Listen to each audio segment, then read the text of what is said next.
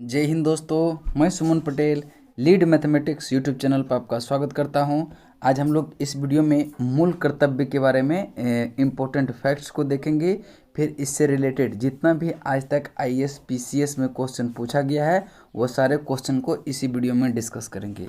तो चलिए देखते हैं पहला पॉइंट क्या है। ठीक है, चलिए देखते हैं इसका पहला पॉइंट। पहला पॉइंट है कि भारतीय संविधान में मूल कर्तव्य पूर्व सोवियत संघ के संविधान से लिए गए हैं। यानी कि मूल कर्तव्य जो है किसके संविधान से? पूर्व सोवियत संघ का मतलब होता है रूस के संविधान से। ठीक है, रूस के संविधान से लिया गया है।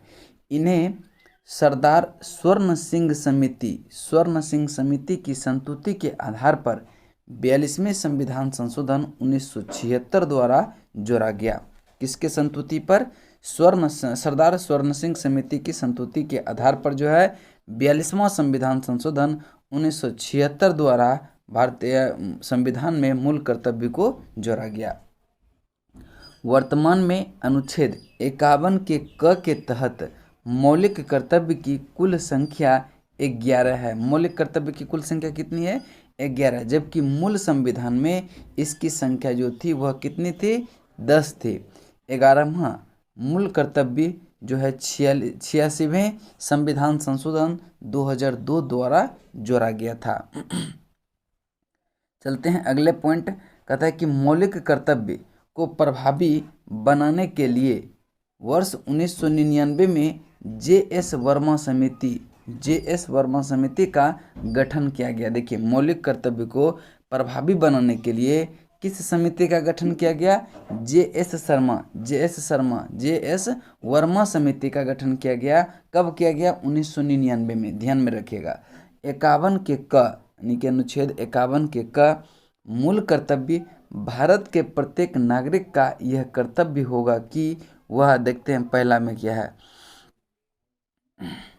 पहला में है क्या? संविधान का पालन करे और उसके आदर्श संस्थाओं, राष्ट्रध्वज और राष्ट्रगान का आदर करे।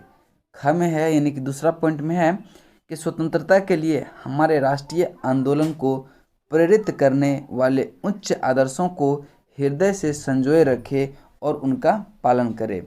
तीसरा में है, यानी ग में, भारत की प्रभुत्ता, एकता और अखंडता की रक्षा करे और उसे अक्षुण्ण रखे।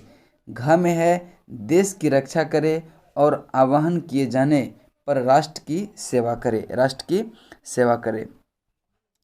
अगला पॉइंट है अंघ नंबर, भारत के सभी लोगों में समरसत्ता और समान भ्रातृत्व की भावना का निर्माण करे, जो धर्म, भाषा और प्रदेश या वर्ग पर आधारित सभी भेदभाव से परे हो। ऐसी प्रथाओं का परित्याग करे जो स्त्रियों के सम्मान के विरुद्ध हो। ऐसे को क्या करे? परित्याग करे। ठीक है, हमारी समसामयिक संस्कृति की गौरवशाली परंपरा का महत्व समझे और उसका परिरक्षण करे। 6 में है, प्राकृतिक पर्यावरण की, जिसके अंतर्गत वन, झील, नदी और वन्य जीव है, रक्षा करे और उसका संवर्धन करे तथा प्राणी मात्र के प्रति दया भाव रखे।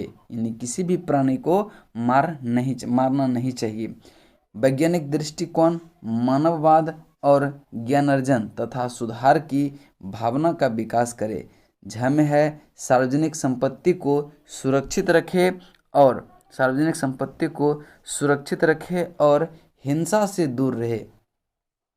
व्यक्तिगत और सामूहिक गतिविधि के सभी क्षेत्रों में उत्कर्ष की ओर बढ़ने का सतत प्रयास करे, जिससे राष्ट्र निरंतर बढ़ते हुए प्रयत्न और उपलब्धि की नई ऊंचाई को छू ले।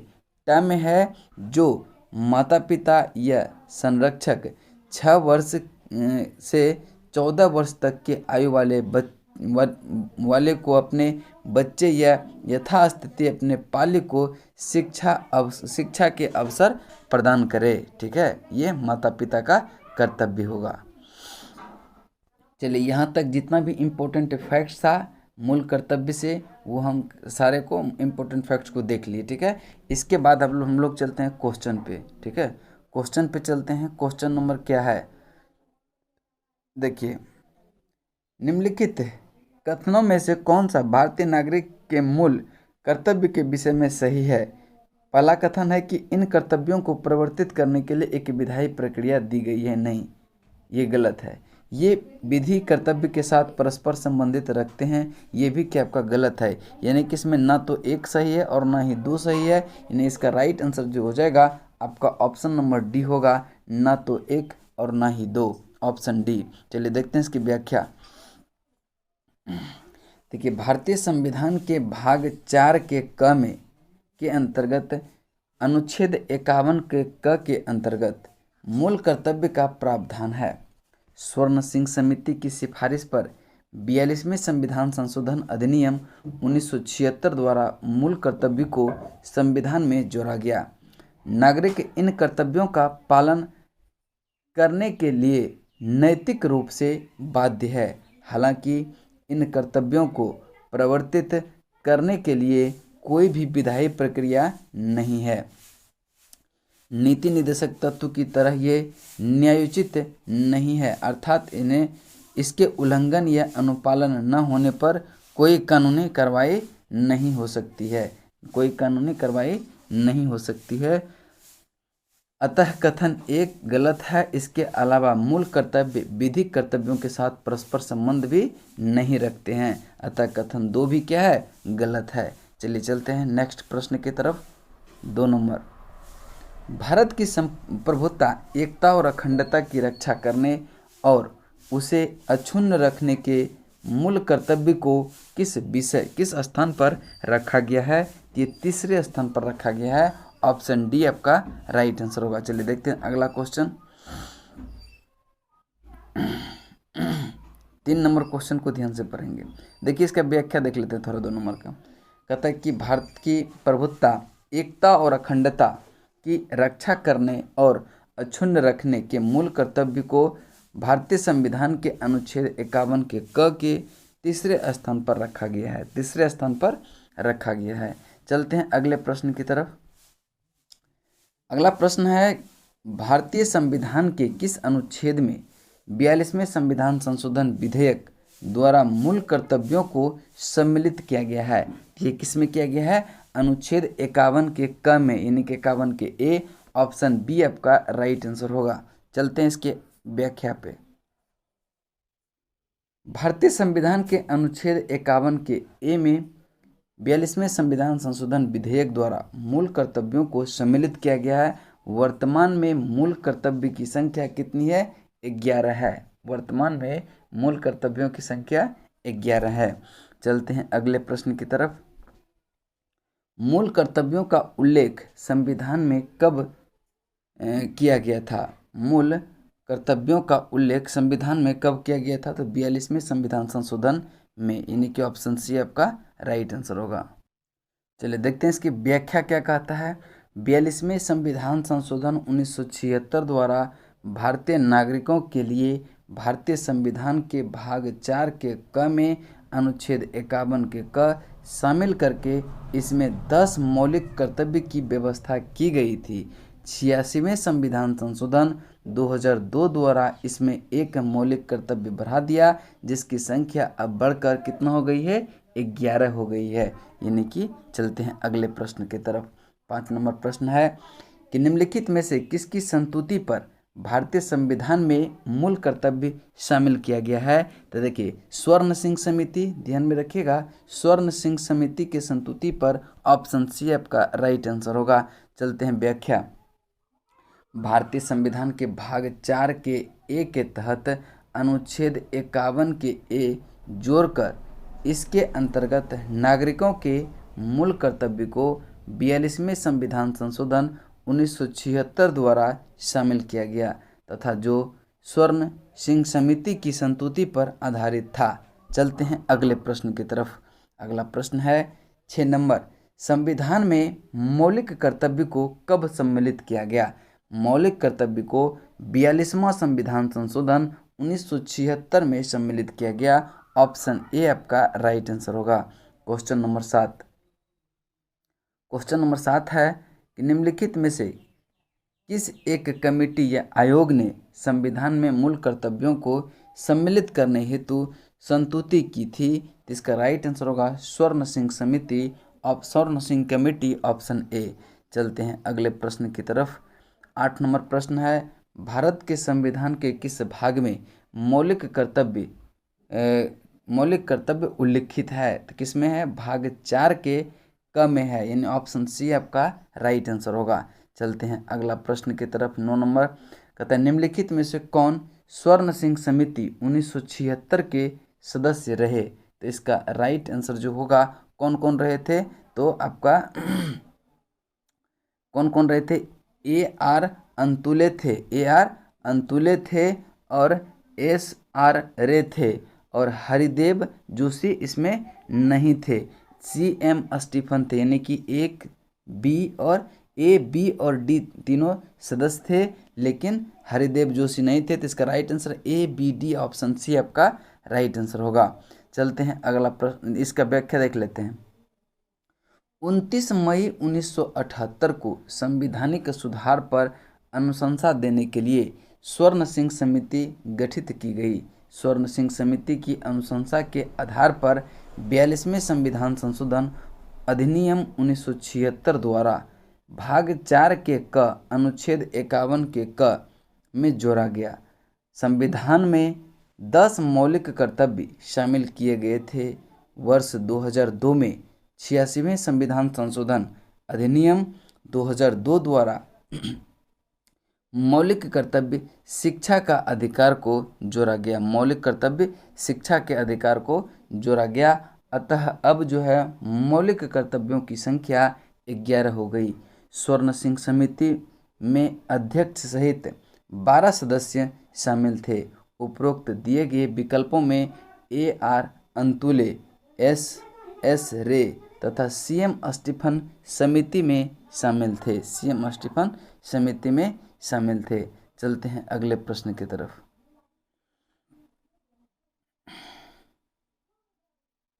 अगला प्रश्न 10 नंबर है कि मूल कर्तव्य के संविधान के निम्नलिखित में से किस भाग में दिए गए हैं?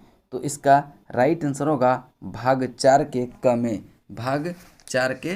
में। चलते हैं अगला प्रश्न, देखते हैं इसकी व्याख्या क्या है।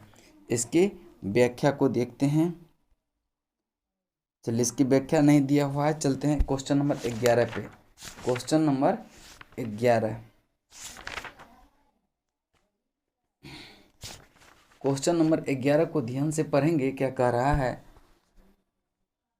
क्वेश्चन नंबर, किस संविधान संशोधन द्वारा भारतीय नागरिक के लिए 10 मूल कर्तव्य संविधान में जोड़े गए थे? तो 42वें संविधान संशोधन 1976 अधिनियम के तहत, ऑप्शन बी आपका राइट आंसर होगा। चलते हैं अगला प्रश्न, कहता है कि भारत के नागरिकों के मूल कर्तव्य का विवरण संविधान के किस भाग में दिया गया है? संविधान के भाग 4 के क में दिया गया है। ऑप्शन बी आपका राइट आंसर होगा। चलते हैं अगले प्रश्न की तरफ। 13 नंबर प्रश्न है, भारतीय संविधान के किस अनुच्छेद में भारतीय नागरिकों के मूल कर्तव्य शामिल किया गया है? किस अनुच्छेद की बात करें तो 51 के क में, 51 के क, ऑप्शन सी।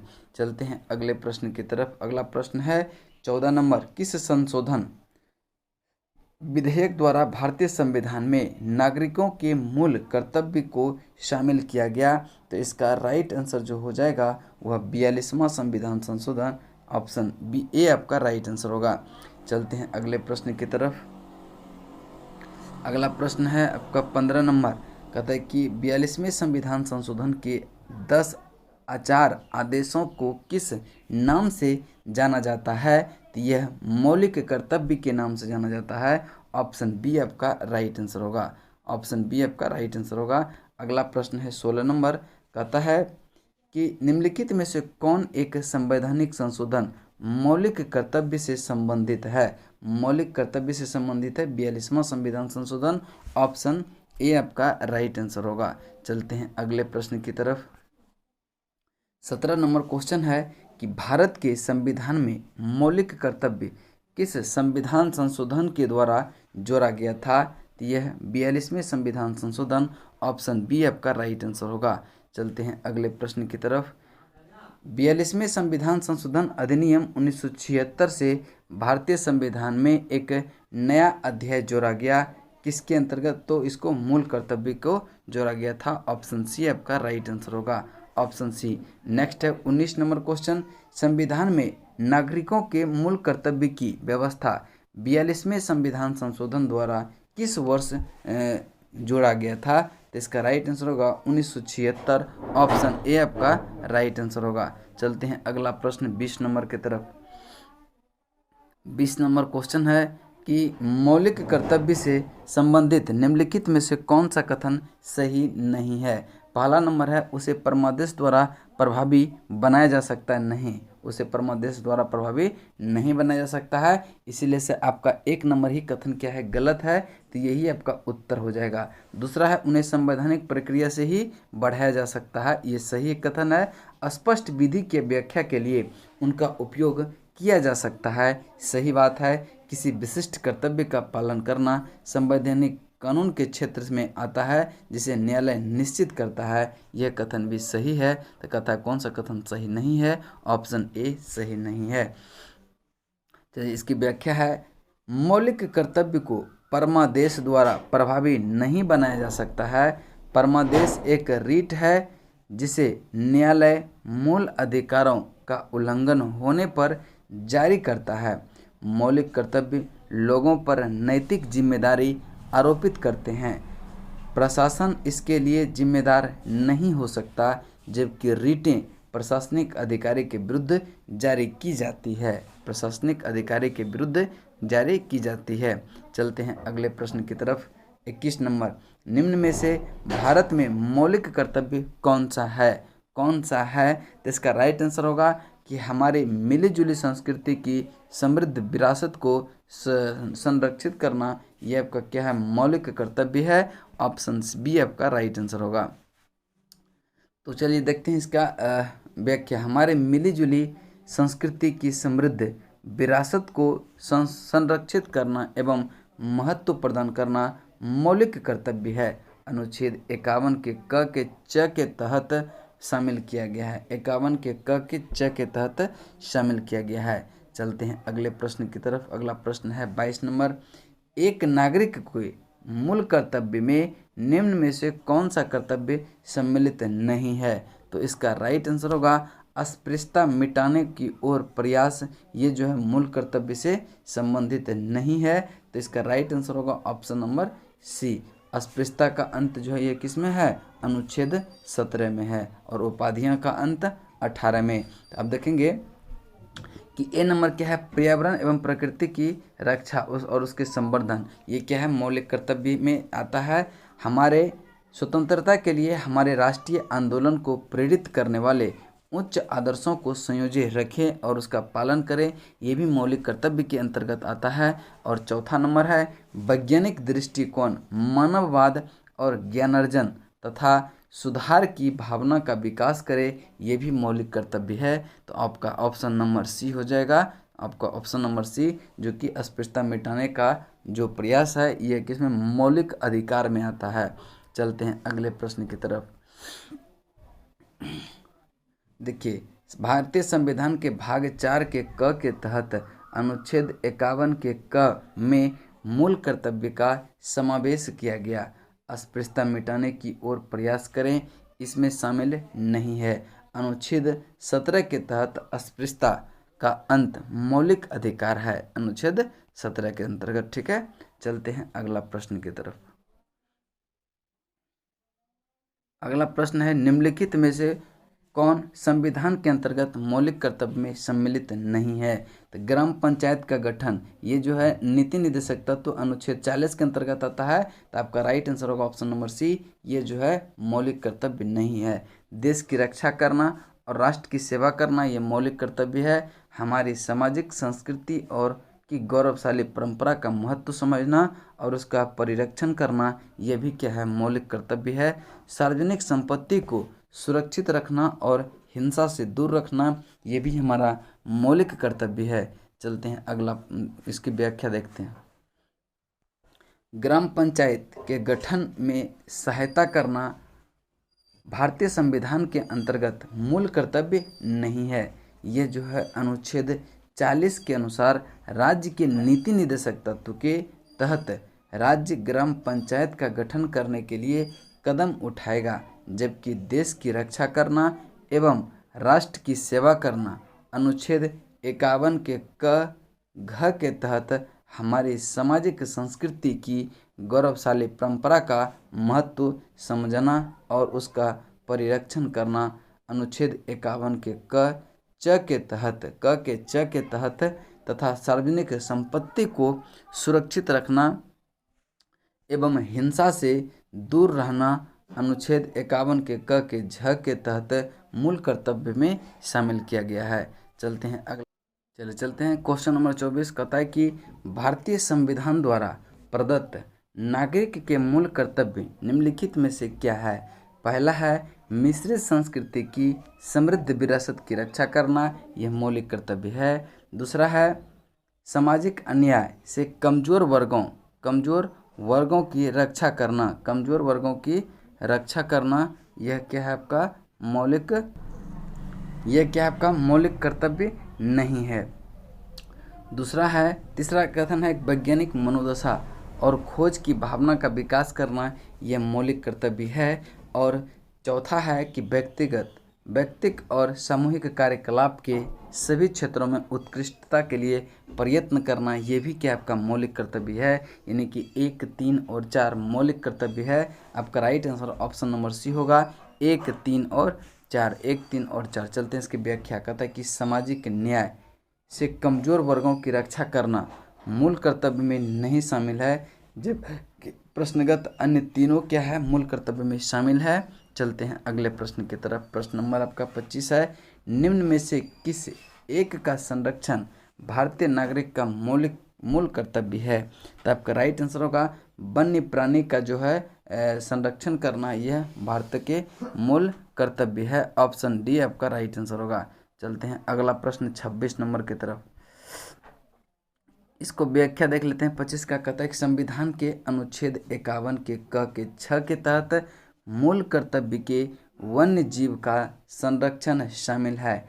ज्ञातव्य है कि इसमें राष्ट्रीय ध्वज की भी उल्लेख है, परंतु इसका आदर करने की बात कही गई है, न कि संरक्षण की। ध्यान में रखेंगे कि उसका राष्ट्रीय ध्वज का जो है आदर करने की बात कही गई है, न कि संरक्षण का। ग्राम पंचायत एवं अनुसूचित जाति अनुसूचित जनजाति मूल कर्तव्य में उल्लेख नहीं है।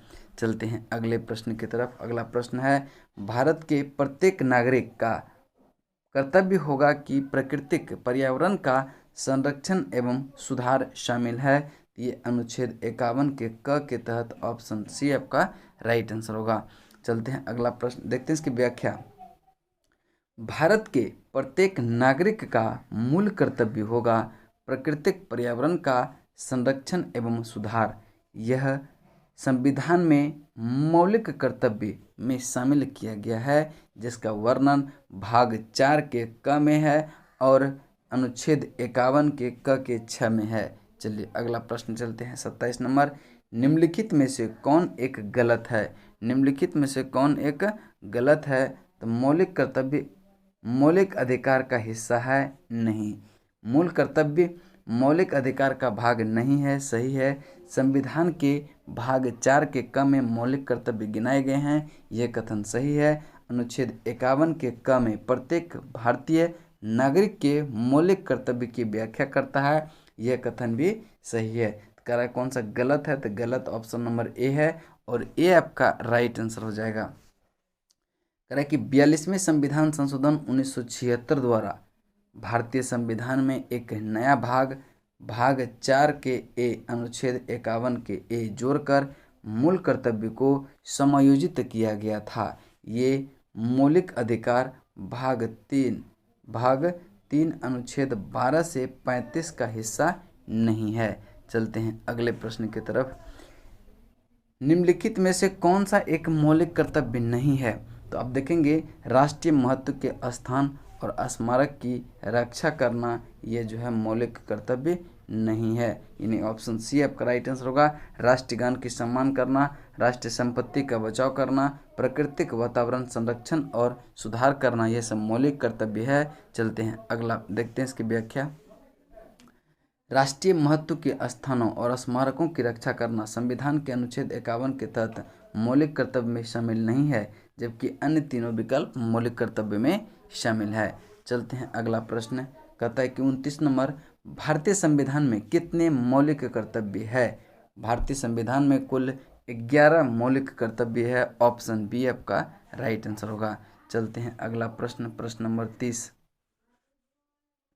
प्रश्न नंबर 30 है कि निम्नलिखित में से कौन सा तत्व भारतीय संविधान के भाग 4 के ए मूल कर्तव्य में वर्णित नहीं है?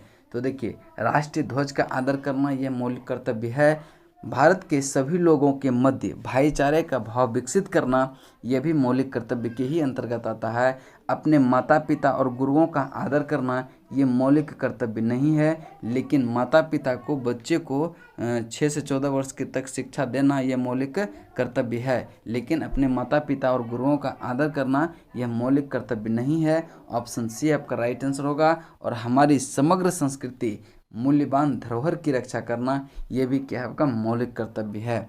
तो ऑप्शन सी आपका मौलिक कर्तव्य नहीं है। देखिए, भारतीय संविधान के भाग 4 के क मूल कर्तव्य में 11 मूल कर्तव्यों का उल्लेख है। इनमें माता पिता और गुरुओं का आदर करने का उल्लेख नहीं है। चलते हैं अगले प्रश्न की तरफ। कहता है भारतीय संविधान के अंतर्गत निम्नलिखित में से कौन सा मूल कर्तव्य नहीं है? लोक चुनाव में मतदान करना यह मूल कर्तव्य नहीं है, यानी कि आपका ए आपका राइट आंसर होगा। वैज्ञानिक प्रवृत्ति विकसित करना मौलिक अधिकार है। सार्वजनिक संपत्ति की सुरक्षा करना यह भी मौलिक कर्तव्य है। और संविधान के प्रति निष्ठावान रहना और उसके आदर्शों का सम्मान करना ये भी आपका मौलिक कर्तव्य है। तो लोक चुनाव में मतदान करना ये मौलिक कर्तव्य नहीं है। आपका right answer option number A होगा। चुनावों में मतदान करना भारतीय संविधान के अंतर्गत मूल कर्तव्य नहीं है। वैज्ञानिक प्रवृत्ति विकसित करना अनुच्छेद 51 के क के ज के तहत, सार्वजनिक संपत्ति की सुरक्षा करना 51 के क के झ के तहत, तथा संविधान के प्रति निष्ठावान रहना और उसके आदर्शों का सम्मान करना 51 के क के तहत मूल कर्तव्य में शामिल किया गया है। चलते हैं अगला प्रश्न। अगला प्रश्न है सूची 1 को सूची 2 से सुमेलित करें। सूची 1 को सूची 2 से सुमेलित करें। देखिए, कह रहा है कि निम्नलिखित में से कौन सुमेलित नहीं है? तो भाग 2 में नागरिकता है, यह कथन सही है। भाग 3 में मूल अधिकार है, यह भी सही है। भाग 4 में राज्य की नीति निदेशकता, तो ये भी सही है।